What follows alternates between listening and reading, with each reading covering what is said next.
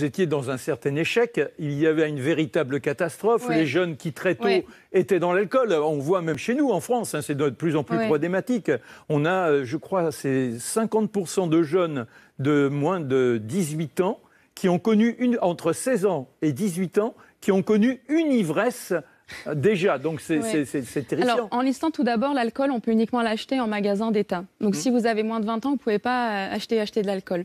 Mais en fait, ce qui se passe, c'est qu'à l'école, on fait beaucoup d'activités sportives et on insiste beaucoup sur le bien-être. Et là, vous avez vu l'Euro de foot, vous avez vu le résultat de l'équipe d'Islande. On a beaucoup de jeunes garçons islandais qui, maintenant, très tôt, vont s'impliquer dans le sport avec l'aide de leurs professeurs et qui, du coup, seront moins intéressés par l'alcool. Oui, mais ça a nécessité, à un moment donné, une prise de conscience. Oui. Du monde islandais, Oui. des politiques, des professeurs, en se disant on ne peut pas rester comme ça. Oui, c'est vrai, parce qu'en fait, l'Islande, c'est un pays avec des comportements extrêmes. À comportement extrême, il faut des mesures extrêmes. Un Islandais ne va pas boire un verre de vin comme ça le soir comme un Français. Un Islandais, s'il boit, il va jusqu'au bout. D'accord. Donc, il fallait prendre des mesures drastiques. Et donc, dans les établissements scolaires, on a beaucoup d'activités, mais j'insiste sur ces activités sportives parce que c'est le quotidien d'un élève islandais. Mais avant, il n'y avait pas autant de sport. Donc, non, avant, en fait, disons qu'il y avait du sport, mais il n'était pas aussi valorisé. C'est-à-dire que maintenant, les matières écrites sont aussi importantes que les matières manuelles et que le sport.